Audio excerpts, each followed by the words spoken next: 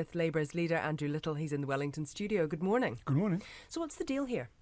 Well, what we've discovered is that when you look at families with teenagers aged between 16 and 18, the combination of the tax cuts, but with the changes to working for families, means actually they'll have less money in their pockets, or they'll be worse off from 1 April next year than they are now. It's a strange anomaly, but that's the impact of the changes announced last week. And that's going to be that real world outcome, that these people are worse off.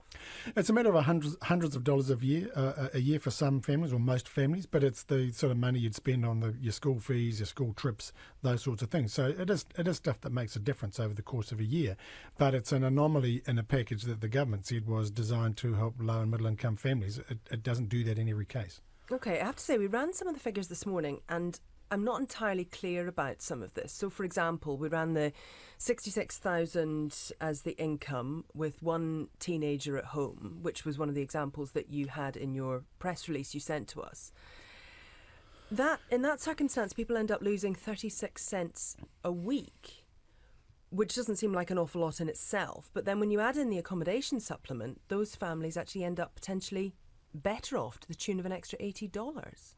I don't know what variables you're using. The least, or the smallest That's amount... That's just putting it into the calculator in the way that you, with the figures you gave. Sure. The smallest amount of loss in any one year is something like $79 or something. So I don't know where your 36 cents comes from. Yeah, it was $19 a year. And then it depends what age of the teenage child you're looking at, because what's happened in the package last week is that the rate for your oldest teenage child remains unchanged. For other teenage children, your allowance increases. So people with teenagers at the 13 to 15 age bracket are better off because there's more provision for them. For the 16 to 18 year olds, the figure hasn't changed from now to 1 April next year. So that's why, with higher abatement rates and the lower threshold, actually those families are worse off as a result. But some other figures we ran this morning, which again, I don't quite understand how this adds up. Another example was a West Auckland family, an income of $47,000 a year. We put in an arbitrary number of $500 in rent weekly. They currently would get an accommodation supplement of $95, but when you run it under the calculator, that accommodation supplement is going to more than double. So they're actually going to get over $100 extra. I don't know. I mean, I haven't seen your figures. You're just presenting them to me verbally right now. Is not but particularly helpful. But these are the figures that you gave us, that we've put in the calculator to see what happened. Isn't the situation here that you're ignoring the accommodation supplement? No, well, we've made it pretty clear that this is the consequence of the tax changes and the working for families. The accommodation supplement will vary heavily across different regions, obviously, and depending on what your rent is. So it's hard to predict a single outcome when it comes to the accommodation supplement. You can predict what's happening with the tax changes and the working for families changes, because they're applied universally depending on your income thresholds. But isn't the accommodation supplement quite an important part of this? Because otherwise you're essentially trying to prize apart the family package that the government's put forward in the budget, essentially to show the stuff that you oppose, which is the tax changes, and you've been clear about that. Yeah, and I think the significance of the accommodation supplement is that the changes announced last week are very much a catch-up. Remember, it hasn't changed since 2007, and in spite of the government saying that, or at least actually turning a deaf ear to the fact that rents have gone up significantly, housing costs have gone up significantly. So,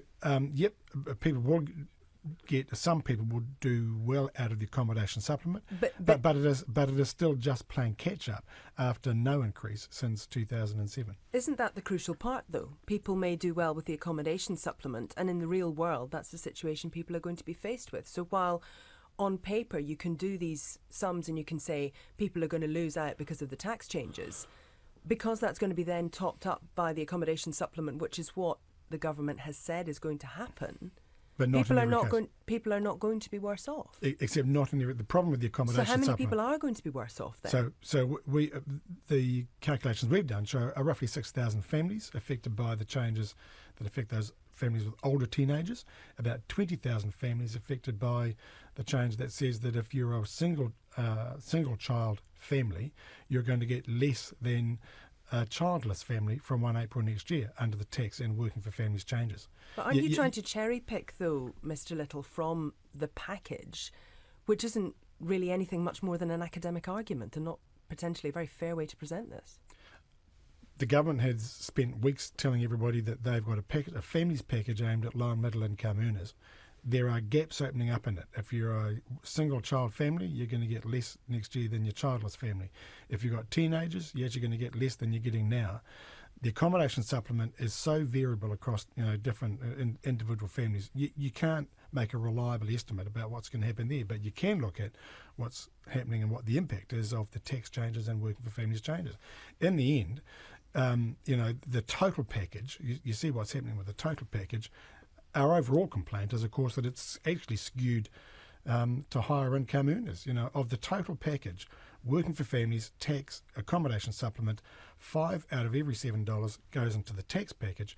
There's more money spent on tax breaks for the top 10% of earners than there are on the total working for families package, which is the more targeted part of the package.